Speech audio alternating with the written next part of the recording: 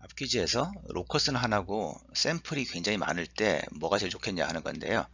일반적으로 이 택맨이 좋습니다. 그러니까 이 택맨을 하기 위한 요 프로브 디자인하는 값이 좀 비싸거든요. 만드는 값이 좀 비싼데 대신 한번 만들어 놓고 나면 샘플을 한 개 하나 뭐 1000개 하나 사실은 샘플이 늘어날 때마다 그 PCR 비용만 늘어나지 추가 비용이 별로 안 늘어납니다. 또 그리고 앞에서 보여드린 것처럼 이건 샘플이 기본적으로 많아야 의미 있는 결과가 더 잘 나오니까요. 그러니까 샘플이 많고 로커스가 적을 때 가장 적절한 방법이 이 택맨 PCR입니다. 또 이 문제는 이 소매틱 뮤테이션을 찾아내는데 가장 적절치 않은 게 뭘까 하는 그런 문제인데요. 요 A하고 B는 아직 설명 안 했습니다만 과연 택맨으로 소매틱 뮤테이션을 찾을 수 있을까 한번 생각해 보겠습니다.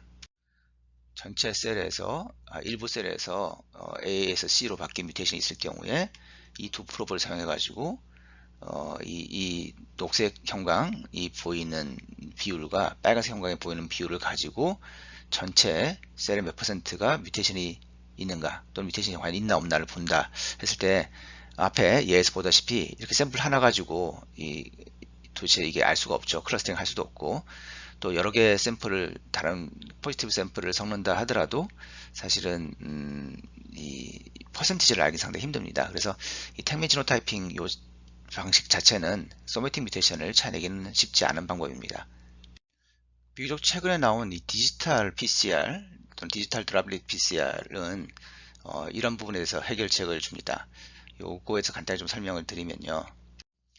이런 기계를 사용해서 이 내 샘플에 있는 솔루션들을 엄청나게 많은 숫자, 뭐 수천에서 많으면 수십만 개의 이 물방울로 나눕니다.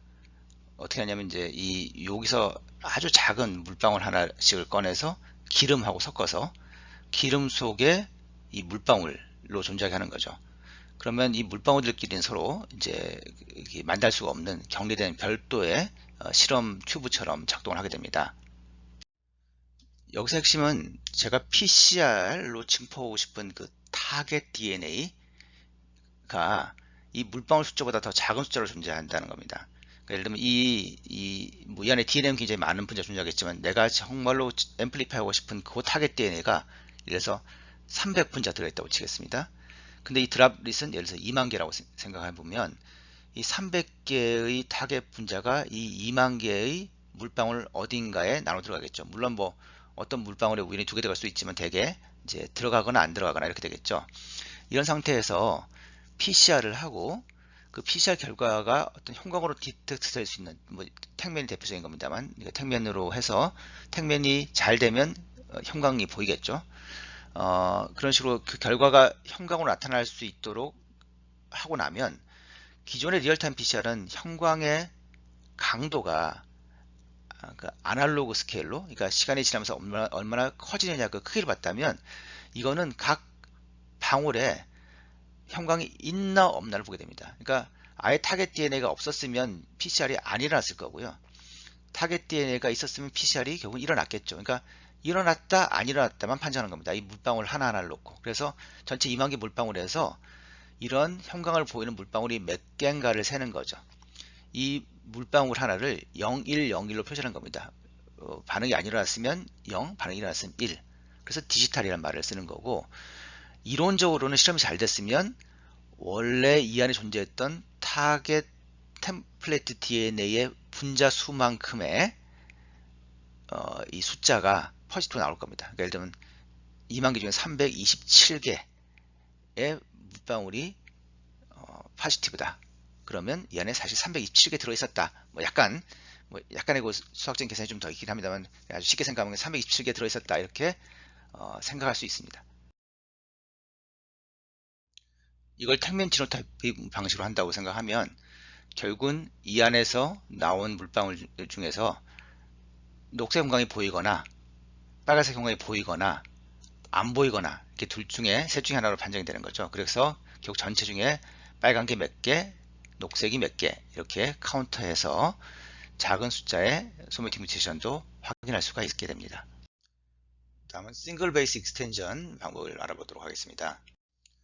싱글 베이스 익스텐션은 내가 알아내고 싶은 시퀀스가 여기 있을 때 그 앞쪽 시퀀스에 해당하는 프라이머를 짜서 바인딩을 시키고 DNA 폴리머레이즈를 집어넣고 한 베이스만 합성할 수 있도록 DDNTP를 넣어주는 겁니다. 자, 그렇게 되면 이 자리가 T라면 A가 딱 하나 끼어 들어갈 거고요.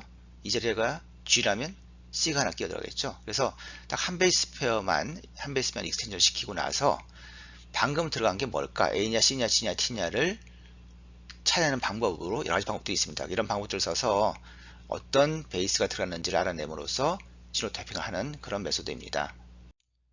생어 시퀀싱 할 때처럼 A, C, G, T에다가 각각 단색 형광을 넣어놓고 원베이스 익스텐션 시킨 다음에 전기용동에서 이 피크를 형광 디텍터로 찾아낼 수가 있겠죠. 싱글 베이스 익스텐션은 대개 멀티플렉싱, 즉 하나의 샘플에서 여러 로커스의 지노타이핑을 한꺼번에 할 때 유리합니다. 그래서 이런 프라이머 세트를 다양한 길이가 되도록 짠 다음에 전기용동을 한 번에 하는 거죠. 전기용동을 한 번에 해서 길이를 보면 요게 27베이스짜리는 이 유전자 자리야. 그 다음에 뭐 53베이스가 나왔으면 이 유전자 자리야. 내가 전부 다 디자인을 해서 이 길이를 보고 어딘지 알아낼 수 있고, 그 다음에 각각 그 형광을 보므로써 이 자리가 빨간색 형광만 있으면 T 호모인데 빨간색, 까만색이 같이 있으면 CT 헤테로구나. 이런 식으로. 여기 녹색 형광 하나만 있으면 A 호모인데 파란색, 녹색이 같이 있으면 GA 헤테로구나. 이런 식으로 지노타이핑을 한 번의 실험과 한 번의 익스텐전과 한 번의 전기용동으로 여러 로커스의 지노타입을 한 번에 알아낼 수 있다는 장점이 있습니다. 이 DHPLC는 크로마토그래피의 일종인데요. 앞에 젤 일렉트로포레시스와 마찬가지로 DNA 프래그먼트를 그 사이즈, 크기에 따라서 분류하는 이제 그런 역할을 해줍니다. 그래서 역시 이것도 똑같이 내가 어떤 익스텐션을 시킨 다음에 전경로 대신이니까 크로마토그래피를 걸어서 나온 피크를 보고 익스텐션이 안 됐거나 익스텐션이 C가 됐거나 T가 됐거나를 판정할 수 있습니다. 이것도 역시 이제 멀티플렉싱에서 여러 개의 피크를 한 번에 볼 수 있습니다. 싱글 베이스 익스텐션에 가장 많이 활용되는 건 매스 어레이입니다. 매스 스펙트로메트리를 사용하는 건데요. 매스 스펙트로메트리가 이렇게 분자량을 재는 거지 않습니까? 그러니까 제가 이렇게 여러 개의 프라이머 세트를 만들고, 그러니까 여러 로커스를 볼 수 있는 프라이머 세트를 만들고 DDNTP를 넣어서 싱글 베이스 익스텐션을 합니다. 요 익스텐션 된 것만 필입하기 위해서 DDNTP는 바이오틴 레이블링 해놓고요. 그래서 바이오틴 레이블링 된, 즉 한 베이스 익스텐션 된 것만 쫙 골라낸 다음에 얘를 매스 스펙으로 던지는 겁니다. 그럼 얘 분자량이 나오죠. 이 분자량, 내가 프라이머의 길이에 따라서 이 자리가 어떤 로커스인지는 제가 알 수 있고요. 그 다음에 이 경우는 형광을 붙일 필요도 없는 게 A냐 C냐 G냐 T냐가 다 분자량이 다르기 때문에 이 분자량 보면 여기는 G, 여기는 AG 헤테로, 여기는 G 호모, 뭐 여기는 T 호모 이렇게 알아낼 수 있습니다. 그래서 분자량을 가지고 어떤 베이스가 익스텐션 됐는지를 알아내는 방법입니다. 마지막으로 마이크로어레이입니다. 마이크로어레이에 대해서는 뭐 여러분들이 잘 아시긴 할 텐데요. 이건 제가 기회가 있을 때 따로 한번 그 마이크로어레이 관련된 강의 동영상을 준비하도록 하겠습니다. 일단 이건 마이크로어레이 여러분들이 아신다고 생각하고 일단 넘어가도록 하겠습니다. 마이크로어레이로 스닙을 확인하는데 뭐 몇 가지 방법이 있습니다만 우선 아피메트릭스 방식을 좀 소개해 드리겠습니다.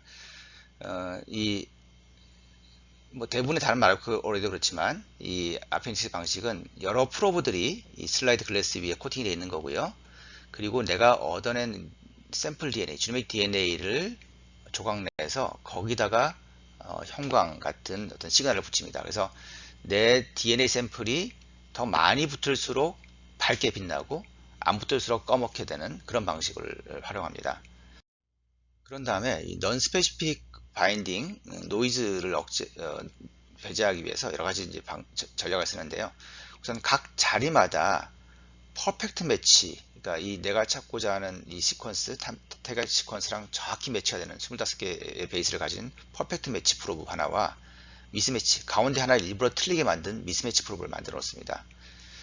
그리고 만약에 이제 스닙 지노타이핑을 한다 그러면 다른 ALE에 대해서 그렇게 만들고 BLE에 대해서도 그렇게 만드는 거죠. 퍼펙트 매치 하나, 미스매치 하나. 그리고 그거를 한 자리만 하는 게 아니라 옆으로 약간 이동해서 또 하나 만들고, 또 옆으로 약간 이동해서 또 하나 만들고, 또 옆으로 또 하나 이동해서 또 만들고, 이렇게 해서 한 자리를 여러 개의 프로버가 볼 수 있도록 타일링을 합니다. 요 그림 보면 더 잘 나올 것 같은데요. 그 A 프로브에 대해서 퍼펙트 매치, 미스매치, 그 다음에 왼쪽으로 한 칸 이동해서 퍼펙트 매치, 미스매치, 왼쪽으로 뭐 4칸 이동해서 퍼펙트 매치, 미스매치 이런 식으로 하고 BL에서 합니다. 그래서 각 자리마다 일단 퍼펙트 매치가 미스매치보다 시그널이 커야 믿을 수 있는 시그널입니다. 그리고 그게 이 스팟이 아니라 여러 스팟에서 공통적으로 일어나야 믿을 수 있는 거죠. 그래서 결과를 보면 여기 이제 빨간색 또는 이렇게 흰색으로 갈수록 강한 시그널인데 전체로 보면 요 줄이 A 패널이고 요 줄이 B 패널인데 AL에 대한 패널을 봤을 때 가운데 이 퍼펙트 매치가 가운데 있고 가장자리가 미스매치죠. 그러니까 가운데 퍼펙트 매치 쪽이 더 시그널이 세고 미스매치 쪽이 시그널이 약하고 그 다음에 쭉 여러 개의 프로브들이 다 시그널이 보이는 걸 볼 수 있습니다. 그런데 B 패널은 없는 거죠. 그래서 이건 AA. 그 다음에 여기는 B 패널에 대해서 여러 개의 스팟에서 시그널이 보이면서 A 패널에 안 보이니까 BB. 이거는 B 패널, A 패널에 다 골고루 시그널이 보이기 때문에 AB 헤테로 이렇게 판정할 수 있는 겁니다. 이 그림은 일루미나 방식인데요. 일루미나는 이제 비드 어레이라고 해서 비드마다 각각 다른 프로브들이 코팅되어 있습니다. 여기에 내 샘플 DNA를 바이딩 시키고요. 그리고 이 마이크로 어레이 위해서 싱글 베이스 익스텐저를 하는 겁니다. 그래서 만약에 내 샘플이 이 스닙 자리가 전부 다 G 호모였다면 여기는 C만 원 베이스 익스텐전이 되겠죠. 그 다음에 이 다른 스닙에 대해서 내가 CT 헤테로라면 거기는 G가 익스텐전 될 수도 있고 A가 익스텐전 될 수도 있겠죠. 그 다음에 또 다른 스닙 자리에 A 호모라면 여기는 T만 익스텐전 되겠죠. 그런 다음에 각각 이게 여기가 T냐 뭐 C냐 뭐 G냐 A냐 뭐 T냐 A냐 뭐 이런 방식으로 각각을 디텍션하는 방식이 물론 형광을 쓰긴 씁니다만 좀 형광을 특히 또 앰플리파이 하는 방식을 써가지고 각 스팟에 이 비드는 녹색 형광이 메이저야. 그러니까 여기는 이 원래 C가 있던 곳만 C만 익스텐전 됐으니까 이 GG 호모야. 여기는 CT 헤테로야. 빨간색, 녹색이 같이 있으니까 여기는 빨간색만 있으니까 TT 호모야. 이렇게 각 스팟마다 판정을 내리는 방식을 사용합니다. 제가 앞에서 이 어떤 방식을 쓸 것인가에 대해서 여러 가지 고려 사항이 있다고 했죠. 새로운 시퀀스를 뮤테이션을 찾을 거냐 아니면 기존에 알고 있는 걸 확인하는 거냐 또 뭐 헬프로이드나 다이플로이드냐 그 다음에 아주 스몰 프랙션 즉 소매틱 뮤테이션 같은 작은 프랙션을 찾아내는 거냐 샘플이 많이 있냐 원 샘플이냐 또는 로커스가 많이 있느냐 원 로커스냐 이런 것에 따라서 다 이 선택이 달라지게 됩니다. 기본적으로 이 시퀀싱 메소드는 디스커버리와 밸리데이션에 다 활용될 수 있지만 나머지 방법들은 밸리데이션에서만 활용될 수 있습니다. 그러니까 이미 알고 있는 밸리데이션이 있나 없나를 확인하는 데 주로 쓰인다는 거죠. 다이플로이드나 소매틱 뮤테이션 얘기는 좀 앞에서 했었고 이 샘플과 로커스의 숫자에 대해서 한번 생각해 보겠습니다. 만약에 제가 싱글 샘플의 싱글 로커스 또는 아주 작은 샘플의 작은 숫자 로커스면 이 생어가 제일 적절할 겁니다. 파이로 시퀀싱이나 이 리얼타임 택맨 같은 방식은 프로브를 제작하는데 좀 돈이 드니까 한번 제작해서 한 샘플만 하기 좀 아깝겠죠. 그래서 한 자리를 여러 샘플에서 할 때 그럴 때도 이용하고요. 특히 이제 샘플이 많을 경우는 이 택맨이 유리한 면이 있습니다. 한 샘플에서 많은 로커스, 많은 자리를 보고 싶다. 그럼 마이크로레이가 베스트고요. 다만 이제 마이크로레이는 이걸 기존에 이미 기성품 제작된 마이크로레이를 사는 거는 그나마 살만한데 제가 커스텀 디자인을 하기는 상당히 비싸기 때문에 이미 알고 있는 자리를 보는 데는 마이크로레이가 좋고요. 만약에 내가 그 어떤 새로운 자리, 잘 모르는 자리도 봐야 되겠다 그렇게 생각한다면 이 NGS가 제일 좋은 방법이 될 것입니다.